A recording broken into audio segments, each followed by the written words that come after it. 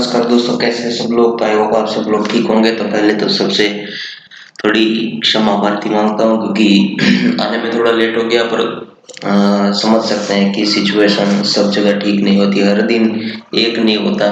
ठीक है, तो आप भी कभी मतलब एक कभी अच्छी पढ़ाई होती है, कभी बहुत अच्छी पढ़ाई होती है, कभी ठीक नहीं होती, बहुत नहीं होती और होती भी नहीं है। तो उससे घबराना बिल्कुल नहीं है, ठीक है, क्योंकि हर दिन सेम नहीं होता। ठीक है, पर अपना हमेशा अपना बेस्ट देने की कोशिश करनी चाहिए। ठीक है, अगर आप रात को सोए तो आपको मतलब नींद अच्छी आए, ये महत्व की है कि बस आज का टॉपिक हो गया, आज का जो मतलब लिया था कि आज इतना करना है, तो उतना मैंने कर लिया है। तो ये आपका बेस्ट है। ठीक है, तो घबराएगा नहीं। और चलिए उसी के साथ आज शुरू करते हैं यूपीएससी टेस्ट नंबर 14। ठीक है, और सिविल सर्विसेज को सब्सक्राइब कीजिए। ठीक है, पहला क्वेश्चन क्या है, देखिए राजनीतिक दल के बारे में पूछा गया है कि राजनीतिक दल अथवा उम्मीदवार के चुनाव चिन्ह के संदर्भ में निम्नलिखित कथनों पर विचार कीजिए। तो राजनीतिक दल के उम्मीदवार को पहले आओ पहले पाव के आधार पर चुनाव चिन्ह आवंटित किया जाता है। और दूसरा क्या है कि किसी मान्यता प्राप्त राजनीतिक दल का विभाजित होने पर पार्टी को आवंटित चुनाव चिन्ह पर दल के सदस्यों द्वारा बहुमत बहुमत देखिए बहुमत के आधार पर निर्णय लिया जाता है। तो कौन सा कथन सही है, केवल एक, केवल दो, एक और दो, और नहीं एक और नहीं दो। ठीक है, तो वीडियो को पॉज कीजिए और अपना आंसर जल्दी से जल्दी दीजिए। ठीक है, तो अब अपना आंसर है ऑप्शन ए, यानी कि पहला कथन सही है, बाकी दोनों के दोनों कथन, बाकी के कथन दूसरा गलत है। देखिए निर्वाचन आयोग द्वारा जोश, ये इंपॉर्टेंट नहीं है, जोश मणिकूट के आधिकारिक कार्य कांग्रेस के, ये इंपॉर्टेंट नहीं, ये पूछा भी नहीं जाएगा। देखिए मेन क्वेश्चन क्या है कि निर्वाचन आयोग को जब चुनाव चिन्ह, ठीक है, निर्वाचन आयोग को चुनाव चिन्ह आदेश 1968 के अंतर्गत राजनीतिक दलों को मान्यता प्राप्त करने और चुनाव चिन्ह आवंटित करने का अधिकार प्राप्त है। किसको प्राप्त है कि निर्वाचन आयोग को। ठीक है, 1968 के आदेश पर। ठीक है, अब नामांकन पत्र दाखिल करने के समय राजनीतिक दल उम्मीदवार को निर्वाचन आयोग चुनाव चिन्ह को सूची में से 3 चुनाव चिन्ह दिए जाते हैं। अगर आप मतलब खड़े हुए हैं किसी पार्टी की ओर से या फिर सेपरेटली खड़े हुए हैं तो आपको 3 चिन्ह दिए जाते हैं। उसमें से पहले आओ पहले पाओ के आधार पर राजनीतिक दल उम्मीदवार को चुनाव चिन्ह आवंटित किया जाता है। अब किसी मान्यता प्राप्त राजनीतिक दल को विभाजित होने पर पार्टी को आवंटित चुनाव चिन्ह निर्वाचन आयोग द्वारा ही निर्णय लिया जाता है। अगर किसी मान्यता प्राप्त राजनीतिक दल से आप विभाजित हो गए, ठीक है, आप पार्टी से अलग हो गए, तो उस चुनाव चिन्ह का निर्णय किसके द्वारा लिया जाता है, निर्वाचन आयोग द्वारा लिया जाता है। तो ये पावर है निर्वाचन आयोग की। ठीक है, निर्वाचन आयोग राजनीतिक दलों को किसी विवाद अथवा विलेप निर्णय हेतु एकमात्र प्राधिकरण है। ठीक है, तो याद रखना कि अगर कोई भी कॉन्फ्लिक्ट खड़ा हुआ राजनीतिक दलों के बारे में या फिर कोई विवाद उत्पन्न हुआ तो उसके निर्णय का प्राधिकरण सिर्फ और सिर्फ निर्वाचन, ठीक है, निर्वाचन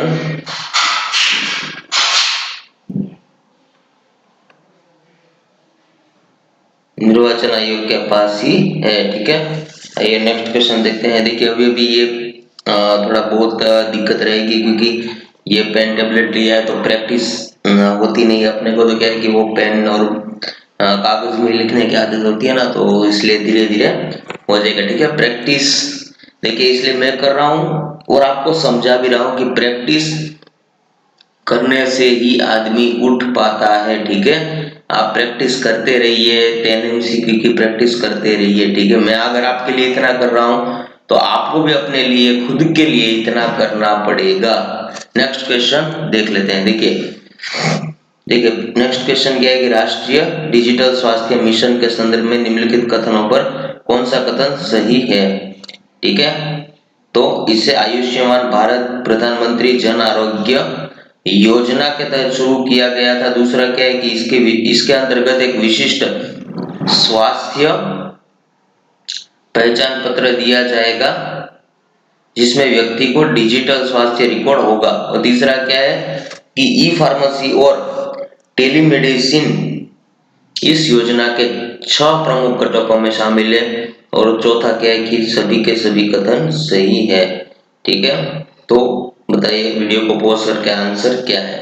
देखिए इसका आंसर ऑप्शन डी, ठीक है, डी यानी कि सभी के सभी कथन सही है। आइए देखते हैं। देखिए अब केंद्रीय सरकार ने राष्ट्रीय डिजिटल स्वास्थ्य मिशन को राष्ट्रीय स्तर पर शुरू करने की योजना बना रही है। यह एक डिजिटल स्वास्थ्य परितंत्र है जिसे आयुष्मान भारत जन आरोग्य योजना के तहत शुरू किया गया था। योजना का नाम रखिएगा, याद रखिएगा कि क्या है कि डिजिटल स्वास्थ्य परितंत्र जिसे आयुष्मान भारत प्रधानमंत्री जन आरोग्य योजना, ठीक है।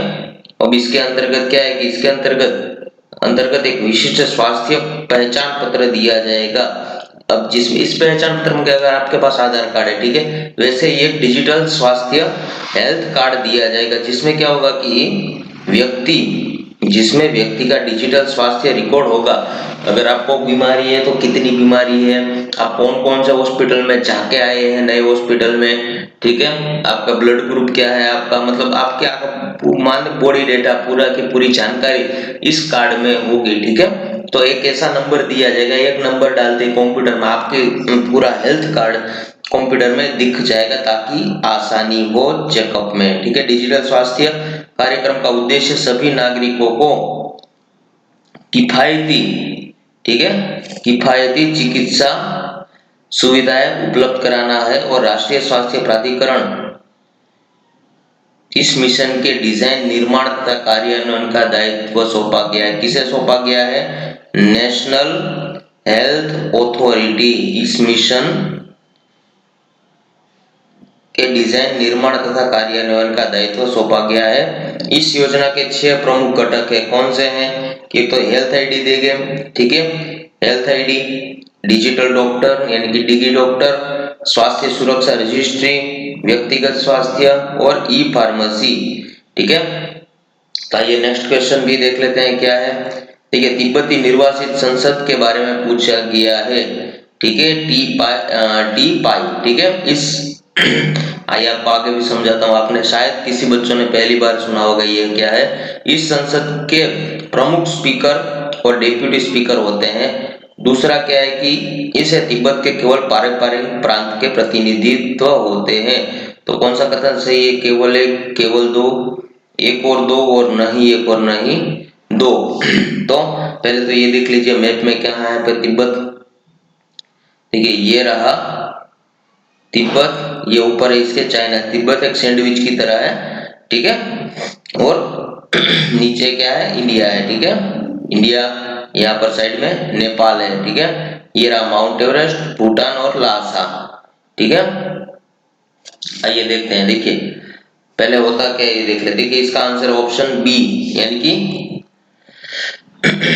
कौन सा कथन सही नहीं है? दूसरा कथन सही नहीं है, पहला कथन सही है। देखिए शीघ्र ही भारत और विश्व में बसे तिब्बतियों द्वारा मई 2021 में अपने अलग ही निर्वासित संसद पार्लियामेंट ऑफ इन एक्साइल, ठीक है, का चुनाव किया जाएगा। यानी कि जो लोग तिब्बत में रहते हैं, ठीक है, तिब्बत से बाहर है, काफी लोग तिब्बत से बाहर है, मान के 1,30,000 लोग आई थिंक तिब्बत से बाहर रहते हैं जो एक्चुअली में तिब्बत के हैं। ठीक है, तो वो लोग क्या है कि अपने जो चुनाव होते हैं वहां पर, तो उसके वहां वो लोग वोट डालते हैं। इसमें से काफी लोग इंडिया में रहते हैं। इंडिया में जो तिब्बत का जो चुनाव क्षेत्र होता है, वो जो सेंटर होता है वो दिया गया है धर्मशाला के कांगड़ा डिस्ट्रिक्ट में दिया गया है। धर्मशाला के पास कांगड़ा डिस्ट्रिक्ट, ठीक है, तो उसमें तिब्बत के चुनाव किए जाते हैं। ठीक है, तिब्बत एक ऑटोनोमस कंट्री है चाइना की। ठीक है, निर्वाचित सदस्य संसद के प्रमुख स्पीकर और डिप्टी स्पीकर होते हैं। ठीक है, जो निर्वाचित होता है उसमें से अपने में क्या होता है कि एक प्राइम मिनिस्टर होता है, प्रेसिडेंट होता है, ठीक है। तो इसमें था एक स्पीकर एक डिप्टी स्पीकर होते हैं, पर इनके कार्य अलग अलग होते हैं, ठीक है। देखिए 16वीं टीपाई में 45 सदस्य होते हैं, इनमें तिब्बत के प्रत्येक पारंपरिक प्रांत, अब इसमें से कौन से पारंपरिक, अपने में से कोई किसी स्टेट से खड़े हो गए, किसी राज्य में से किसी कोई खड़ा हो गया, गांव से खड़ा हो गया, वैसे यहाँ के प्रांत जो होते हैं उसमें से कौन सा है, पहले युत्सांग, तोतो और तोमे, ठीक है, उसके 10 प्रतिनिधि, ठीक है, इन तीनों का। फिर होते हैं पूर्व बौद्ध धर्म और बौद्ध धर्म, ठीक है, तिब्बती बौद्ध धर्म के 4 संप्रदाय में से 2 प्रतिनिधि उत्तरी अमेरिका और यूरोप से होते हैं, ठीक है। यूरोप में रहने वाले जो तिब्बती होते हैं, जो बौद्ध धर्म से रिलेटेड है, तिब्बती है, ठीक है, वहां से 2 सदस्य, और प्रत्येक में से समुदाय का प्रतिनिधित्व करने वाले 2 प्रतिनिधि, ठीक है, और समुदाय के 2 प्रतिनिधि, और ऑस्ट्रेलिया और एशिया से, जिसमें भारत, नेपाल और भूटान को छोड़कर एक एक प्रतिनिधि इसमें खड़ा होता है। तो ये है पूरा तिब्बतियन पार्लियामेंट इन एक्साइल, ठीक है। तो आप समझ गए होंगे। नेक्स्ट क्वेश्चन क्या है कि डीम्ड फॉरेस्ट के बारे में पूछा गया है, ठीक है। डीम्ड फॉरेस्ट, देखिए वनों की विशेषता रखने वाली समस्त भूमि इसके अंतर्गत आती है। दूसरा क्या है कि अनुदान के रूप में दी गई घनों वाली आकर्षित भूमि इसके अंतर्गत आती है। तो कौन सा कथन सही है, केवल 1, केवल 2, 1 और 2 और नहीं, 1 और नहीं 2। तो वीडियो को पॉज कीजिए और अपना आंसर दीजिए, किसके बारे में पूछा गया है, डीम्ड फॉरेस्ट।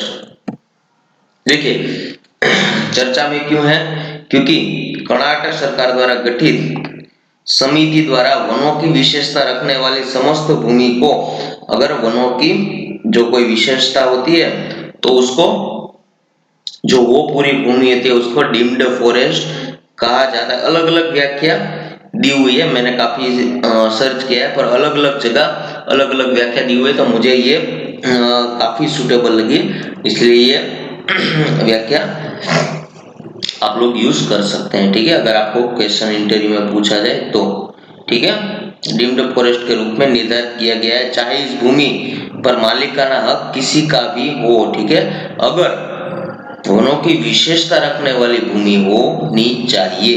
देखिए टीएम गौड़वर्मन थिरुवल्लापाद मामले में सर्वोच्च न्यायालय ने निर्णय के आदेश पर सरकार द्वारा यह समिति गठित की गई, जिसमें किस किस भूमि को डीम्ड फॉरेस्ट कहा गया है, ठीक है। ठीक है, राजस्व विभाग के अधीन घने वन क्षेत्र जिन्हें वन विभाग को नहीं सौंपा गया। दूसरा क्या है कि ऐसे घन वन प्रदेश जिन्हें वन विभाग को सौंपने की सिफारिश दी गई। तीसरा क्या है कि अनुदान के रूप में दी गई घने वाली अकृषित भूमि और वन विभाग द्वारा किए गए वृक्षारोपण वाले क्षेत्र, ठीक है। तो ये होती है डीम्ड फॉरेस्ट। देखिए अब दूसरा मामला बताता हूँ, ठीक है। उत्तराखंड ने क्या हुआ, उत्तराखंड ने अपनी इन मानकों को तैयार करने का एक ड्राफ्ट तैयार किया। उत्तराखंड ने एक मानकों द्वारा एक ड्राफ्ट तैयार किया, जिसमें इन ड्राफ्ट को विभिन्न विभागों से प्रतिक्रिया जानने के लिए इसे प्रसारित किया जा रहा है। इसके तहत कुछ बिंदु इस प्रकार से रखे गए जिससे यह पता लगाया जा सके कि किसी भूमि को अभिलेखों में वन क्षेत्र दर्जा न होने के बावजूद इसने वन का स्वरूप लिया है या नहीं, वन का स्वरूप लिया है या नहीं, इसे डीम्ड फॉरेस्ट माना जाएगा। इसके तहत यह देखा जाएगा कि इस क्षेत्र में उगने वाले पेड़ की प्रजाति स्थानीय है या बाहरी है, यहाँ की या बाहरी है, स्थानीय प्रजाति के पेड़ उगाए गए हैं या खुद उगे हैं। अगर यह खुद उगे हैं तो यह देखा जाएगा कि क्या देखा जाएगा कि इसमें ऐसे क्षेत्र विशेष तक सीमित है या फिर पूरे क्षेत्र में ये उगी है। इन बिंदुओं के आधार पर डीम्ड फॉरेस्ट को चिन्हित किया जाएगा, ठीक है। अब डीम्ड फॉरेस्ट में भी फॉरेस्ट कंजर्वेशन एक्ट लागू होगा। तो इंपॉर्टेंट है, कौन सा एक्ट लागू होगा, डीम्ड फॉरेस्ट कंजर्वेशन एक्ट लागू होगा, ठीक है। आइए नेक्स्ट क्वेश्चन देख लेते हैं। देखिए नागरिक पंजीकरण प्रणाली रिपोर्ट के 2018 के आधार पर महत्वपूर्ण आंकड़ों के संदर्भ में निम्नलिखित कथनों पर विचार कीजिए। तो क्या है कि जन्म के समय सबसे खराब लिंगानुपात हरियाणा में दर्ज किया गया है। दूसरा क्या है कि यह रिपोर्ट जनगणना आयुक्त द्वारा प्रकाशित की गई है, ठीक है। तो केवल एक, केवल दो, एक और दो, और नहीं एक और नहीं दो, ठीक है। नागरिक पंजीकरण रिपोर्ट प्रणाली 2018, ठीक है। आइए आंसर देख लेते हैं। देखिए इसका आंसर ऑप्शन डी, यानी कि दोनों के दोनों कथन सही नहीं है, ठीक है। देखिए नागरिक पंजीकरण प्रणाली के आधार पर भारत के जन्म मृत्यु संबंधी आंकड़ों पर वर्ष 2018 की रिपोर्ट के अनुसार क्या रिपोर्ट में दिया गया है कि अरुणाचल प्रदेश में जन्म के समय सबसे अच्छा लिंगानुपात दर्ज किया गया है। अरुणाचल प्रदेश याद रखना कि सबसे अच्छा लिंगानुपात है। और मणिपुर में जन्म के समय सबसे खराब लिंगानुपात दर्ज किया गया है। अब इस रिपोर्ट में भारत के रजिस्ट्रार जनरल द्वारा प्रकाशित किया गया है। जन्म के समय लिंगानुपात प्रति 1000 पुरुष पैदा होने वाली महिला की संख्या है। अगर आपको कोई पूछे कि लिंगानुपात होता क्या है, सेक्स रेशियो इंग्लिश में, ठीक है, इसके होता क्या है कि जन्म के समय लिंगानुपात सेक्स रेशियो प्रति 1000 पुरुष पर पैदा होने वाली महिलाओं को संख्या वो लिंगपात बोला जाता है, ठीक है। यह किसी जनसंख्या के लिंगानुपात को मापने का एक महत्वपूर्ण संकेतक है, ठीक है। तो नेक्स्ट क्वेश्चन देख लेते हैं, ठीक है। देखिए हाल ही में समाचारों में रहा सेंटियल-6 उपग्रह, ठीक है। सेंटियल-6 उपग्रह के बारे में पूछा गया है, तो किससे संबंधित है? महासागरों की निगरानी से। दूसरा क्या है कि आतंकवादी गतिविधियों की निगरानी से। तीसरा क्या है कि वनाग्नि निगरानी से। और चौथा है भूमि क्षरण की निगरानी से। तो नेक्स्ट क्या है जवाब? देखिए इसका आंसर ऑप्शन ए, यानी कि महासागरों की निगरानी से संबंधित है। आइए हम देख लेते हैं कि पूरा मामला क्या है। देखिए महासागरों की निगरानी करने के लिए, महासागरों की सी की निगरानी करने के लिए तैयार किए गया ये एक सेंटियल-6 माइकल फ्रेंचियल उपग्रह है, ठीक है। ये एक सैटेलाइट है, ठीक है। तो अगर आप पूछे सेंटियल-6 क्या है, तो ये एक सैटेलाइट है जिसको महासागरों की निगरानी के लिए तैयार किया गया है। 21 नवंबर 2020 को स्पेस एक्स फाल्कन 9, ठीक है, याद रखना कि स्पेस एक्स फाल्कन 9 रॉकेट के माध्यम से कैलिफोर्निया के वोडेनबर्ग वायुसेना अड्डे से लॉन्च किया गया, ठीक है। अब सेंटियल-6 माइकल फ्रेंच उपग्रह डॉक्टर माइकल फ्रेंचियल के नाम से रखा गया है, जो वर्ष 2006 से 2019 के नासा विभाग के निर्देशक थे और इसके अंतर्गत 2020 उनका निधन हो गया है, ठीक है। इस तरह के एक अन्य उपग्रह जिसे सेंटियल-6 बी कहा जाता है, जो 2025 में लॉन्च किया जाएगा। तो इसमें कुछ इतना है नहीं, सिर्फ याद रखना है फाल्कन 9 और ये एक सैटेलाइट उपग्रह है जो महासागरों की निगरानी के लिए लॉन्च किया गया है, ठीक है। अब इस मिशन के बारे में कुछ थोड़ा फैक्ट जान लेते हैं, वैसे पीसीएस के लिए इंपॉर्टेंट है। अब इस मिशन सेंटियल मिशन ग्रुप यूरोप और अमेरिका के बीच एक संयुक्त उद्यम है। दूसरा क्या है कि इसे सेंटियल मिशन यूरोपीय संघ कोपरनिकस भू अवलोकन कार्यक्रम के सभी उपग्रहों पे दिया गया, ये इंपॉर्टेंट है। सेंटियल-6 इसे श्रृंखला का छठा सैटेलाइट है, ठीक है। और 28 साल की अवधि में 3 मिमी से अधिक दर से वैश्विक स्तर पर समुद्र का स्तर बढ़ रहा है, ठीक है।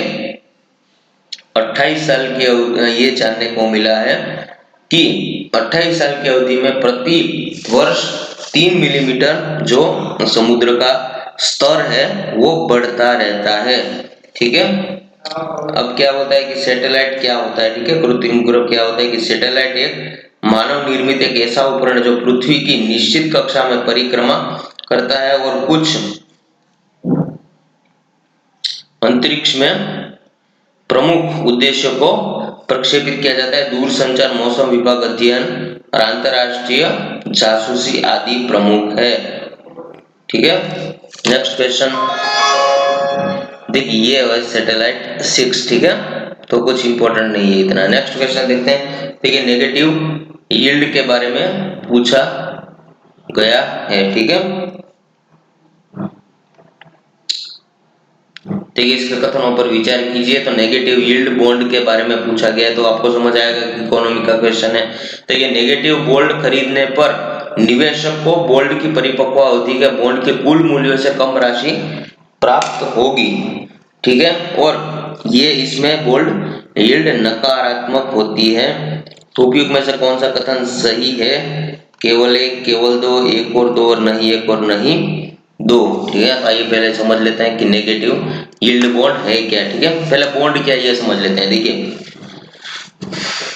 देखिए बॉन्ड एक प्रकार का ऐसा ऋण है, ठीक है, एक ऋण है, पत्र है, ठीक है, जिसके द्वारा कंपनियों और अलग अलग देशों की सरकार द्वारा धन जुटाने का उद्देश्य जारी करने के लिए दिया जाता है, ठीक है।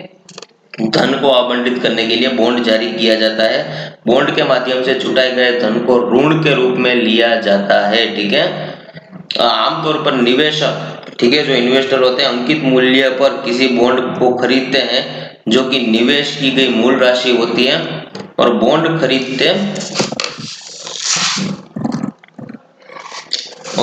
खरीदने के बदले में निवेशकों को बॉन्ड यील्ड प्राप्त होती है, ठीक है। बॉन्ड यील्ड जो बॉन्ड यील्ड इन्वेस्टर खरीदते हैं उसके बदले में उसको बॉन्ड यील्ड प्राप्त होती है, और प्रत्येक बॉन्ड की एक परिपक्वता अवधि होती है। इस अवधि पर निवेशक को अपनी मूल राशि वापस मिल जाती है, ठीक है। तो फिर से वो राशि उसको वापस मिल जाती है, ठीक है।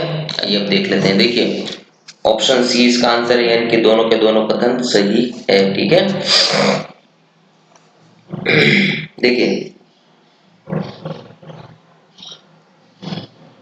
देखिए इस प्रकार के बॉन्ड खरीदने पर निवेशक को परिपक्वता अवधि बॉन्ड के कुल मूल्य से कम राशि प्राप्त होती है, ठीक है। बॉन्ड यील्ड के बारे में पूछा गया है कि होता क्या है कि बॉन्ड यील्ड अगर आपने खरीद लिए, ठीक है, बॉन्ड अगर खरीद लिए तो उस पर निवेशकों को जो बॉन्ड की परिपक्वता, मानो कि 1 साल की परिपक्वता अवधि पर उसके कुल मूल्य, जो टोटल मूल्य उसने दिया है, उससे कम राशि मिलती है, ठीक है। बॉन्ड यील्ड इसे बोलते हैं, ठीक है।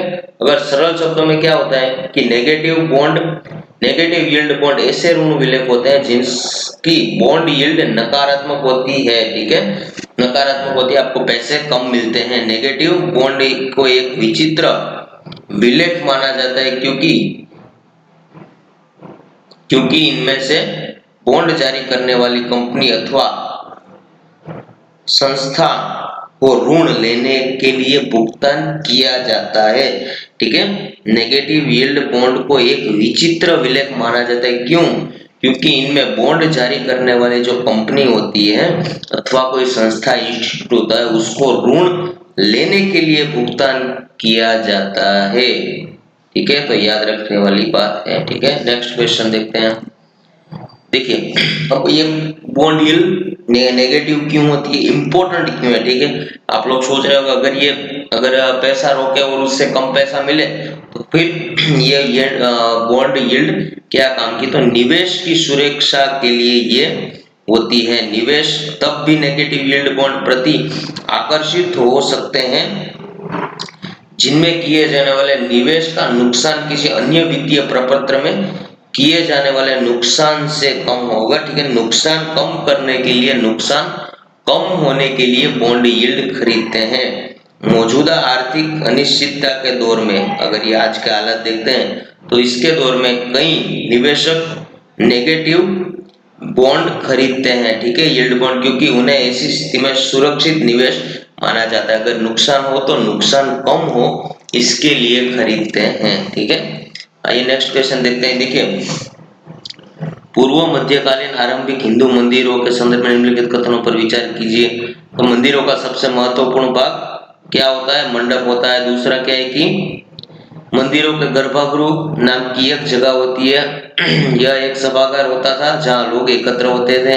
दूसरा क्या है कि गर्भगृह के ऊपर काफी ऊंचाइयों तक निर्माण किया जाता था जिसे शिखर कहते हैं, ठीक है। तो कौन सा कथन सही है पूछा गया है? तो केवल एक, केवल दो, एक और केवल तीन, या फिर तीनों के तीनों। ठीक है, एक और दो, दो और तीन, केवल तीन, या फिर तीनों के तीनों। तो वीडियो को पॉज कीजिए और अपना आंसर दीजिए। ठीक है, इसका आंसर है ऑप्शन 3, यानी कि तीनों के सिर्फ और सिर्फ तीसरा कथन सही है, बाकी के दोनों कथन गलत है। ठीक है, देखिए मंदिरों का सबसे महत्वपूर्ण भाग क्या होता है, बहुत इंपॉर्टेंट है, बहुत ही इंपॉर्टेंट क्वेश्चन है। ठीक है, तो महत्व क्यों है, क्योंकि गर्भगृह, ठीक है, इंपॉर्टेंट, मंदिरों का सबसे महत्वपूर्ण क्या होता है, गर्भगृह होता है। ठीक है, जहाँ मुख्य देवी देवताओं, जिसमें कौन से होते हैं, विष्णु, शिव, दुर्गा आदि को रखा जाता है। इस स्थान पर पुरोहित धार्मिक अनुष्ठान करते हैं और भक्त पूजा करते हैं। गर्भगृह को पवित्र स्थान दिखने के लिए अक्सर उस पर क्या होता है कि शिखर बनाए जाते हैं। उदाहरण के तौर पर भीतरगांव का मंदिर, अधिकतर मंडपों में मंडप के नाम की जगह होती है, यह एक सभागार होता है। ठीक है, वहां सभाएं होती है मंडप के नाम पर, जहां लोग इकट्ठा होते हैं वो। ठीक है, इसलिए तीसरा कथन सही हो गया। फिर क्या है कि आरंभिक हिंदू मंदिरों में भीतरगांव के मंदिर, जो भीतरगांव का मंदिर है 1500 साल पुराना है। ठीक है, महाबलीपुरम के एक एकाश्मिक मंदिर, एडोल का दुर्गा मंदिर, ठीक है, आदि बहुत प्रसिद्ध है। ठीक है, आरंभिक हिंदू मंदिरों में कौन कौन से मंदिर प्रसिद्ध है, तो भीतरगांव का एक मंदिर, ठीक है, महाबलीपुरम, उसके दूसरा के कि एकाश्मिक मंदिर, एहोल का दुर्गा मंदिर बहुत प्रसिद्ध है। अब एकाश्मिक मंदिरों की विशेषता है कि इन्हें एक ही विशाल शिलाखंड को ऊपर से नीचे की ओर तराशा कर बनाया गया है। ठीक है, ऊपर से लेकर नीचे तक, ठीक है, एकदम तराशा गया है, मस्त बनाया है। ठीक है, एकदम काट पीट कर बनाया गया है। ठीक है, तो ये पुराणों के संदर्भ में निम्नलिखित कथन, ये क्वेश्चन जो मैंने डाले हिस्ट्री के, ये पुराने क्वेश्चन है और एनसीईआरटी से लिए गए हैं, तो इंपॉर्टेंट क्वेश्चन है। ठीक है, देखिए पुराणों के संदर्भ में निम्नलिखित कथनों पर कौन सा कथन सही है, ये पूछा गया है। तो पुराणों का पाठ पुजारी मंदिरों में किया करते थे, पुराणों का पाठ पुजारी मंदिरों में करते थे। दूसरा क्या है कि इनकी विधियों को साथ साथ संसार की सृष्टि तथा राजाओं के बारे में कहानियां हैं।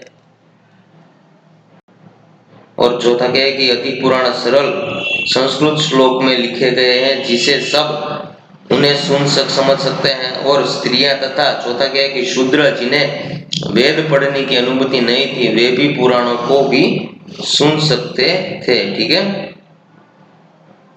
तो कौन सा कथन सही नहीं है, यह पूछा गया है। तो आंसर है ऑप्शन डी, यानी कि स्त्रियां तथा शूद्र, जिन्हें वेद पढ़ने की अनुमति नहीं थी, वे पुराणों को भी सुन नहीं सकते थे। तो ये कथन गलत है। देखिए, आइए एक्सप्लेनेशन देख लेते हैं। देखिए कि ए बी सी सही है, परंतु डी गलत है, क्योंकि स्त्रियां तथा शूद्र, जिन्हें वेद पढ़ने की अनुमति नहीं थी, वे भी पुराणों को सुन सकते थे। ठीक है, वेद पढ़ने की अनुमति नहीं थी कौन को, शूद्र को, पर वे पुराणों को सुन सकते थे। पुराणों का शाब्दिक अर्थ प्राचीन है और ये पूर्व मध्य काल में लिखे गए हैं। ठीक है, लास्ट क्वेश्चन देखते हैं। देखिए, आर्यभट्टिम के लेखक आर्यभट्ट निम्नलिखित में से किससे संबंधित है। तो पहला क्या है कि ज्योतिष, फिर है खगोल, तीसरा है गणित। ठीक है, तो केवल एक, केवल दो और तीन, और एक, दो और तीन। ठीक है, तो आर्यभट्ट के बारे में पूछा गया है। तो वीडियो को पॉज कीजिए और आंसर दीजिए। इसका आंसर ऑप्शन डी, यानी कि तीनों के तीनों सही है। ठीक है, ठीक है, आर्यभट्ट है वो एक गणितज्ञ तथा खगोल शास्त्री। आर्यभट्ट ने संस्कृत में आर्यभट्टिम नामक एक पुस्तक लिखी थी। ये तो आसानी से याद हो जाएगा, आर्यभट्ट आर्यभट्टिम हो गया। ठीक है, ये महान ज्योतिष शास्त्री थे, ज्योतिषविद भी थे। उन्होंने अपनी एक पुस्तक में लिखा कि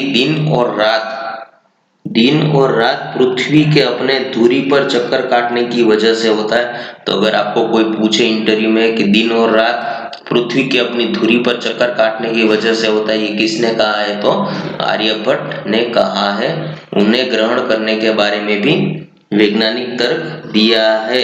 उन्होंने वृत्त की परिधि को मापने के लिए विधि ढूंढी निकाली। ठीक है, पृथ्वी की परिधि मापने के लिए एक विधि ढूंढ निकाली, लगभग उतनी ही सही है जितनी आज प्रयुक्त होने वाली विधि है। मतलब उस समय में भी एकदम 99.9% करेक्ट थी जितनी आज यूज की जाती है। ठीक है, तो ये रहा आज का सेशन।